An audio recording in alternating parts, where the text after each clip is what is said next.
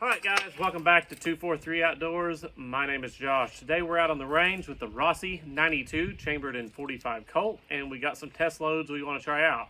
We're going to be shooting 25 yards a day using the Lee 452 200 round flat.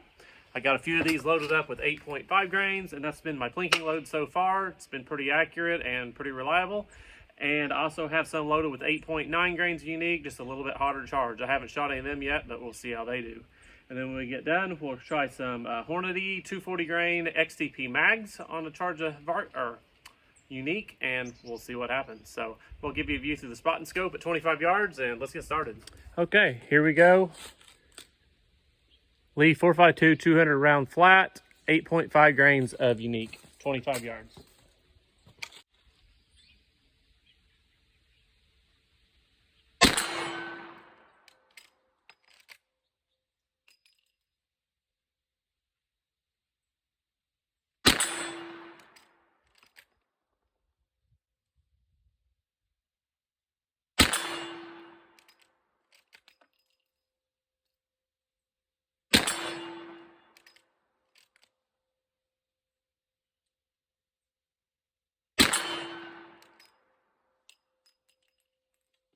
Okay, our next charge will be 8.9 grains of unique.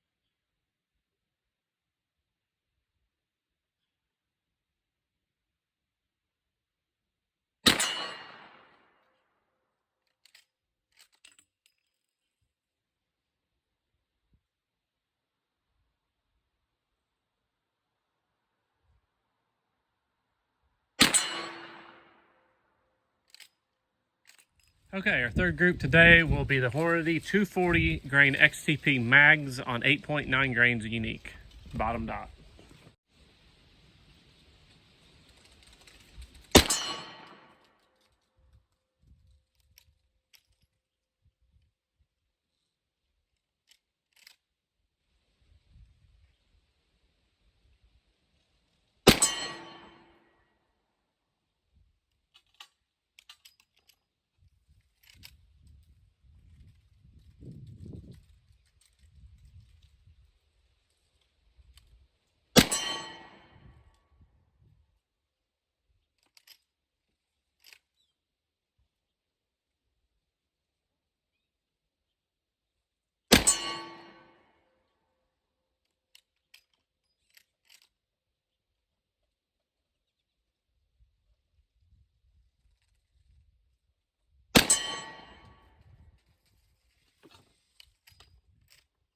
Okay, we're out here at the target, and our first one of 8.5 grains measures about 2.5 inches. Our 8.9 grain was much better. There are 4 impacts right there and kind of a flyer there, but that group was a lot better. It's also about 2.5 inches, but if we go here, it's about 1.25 inches for those 4. And our XTP Mags, we've got our low shot here. We got 3 here and 1 here. We are about 2 3/4 and 1 3/4 inches for the 4-shot group there. So not too bad. This 8.9 grain seems to be probably going to be a pretty good plinking load. The XTP Mag, it needs brought up quite a bit as far as velocity. So I'll go over the numbers here. Okay, we are back inside in the warm. It's been a pretty chilly day today, and I got our chronograph numbers wrote down. I got a reading for everything, so that's good. So let me turn the camera around and I'll show you. Okay, our first group, 8.5 grains of unique. We had an average of 1178, extreme spread of 56, and a standard deviation of 21.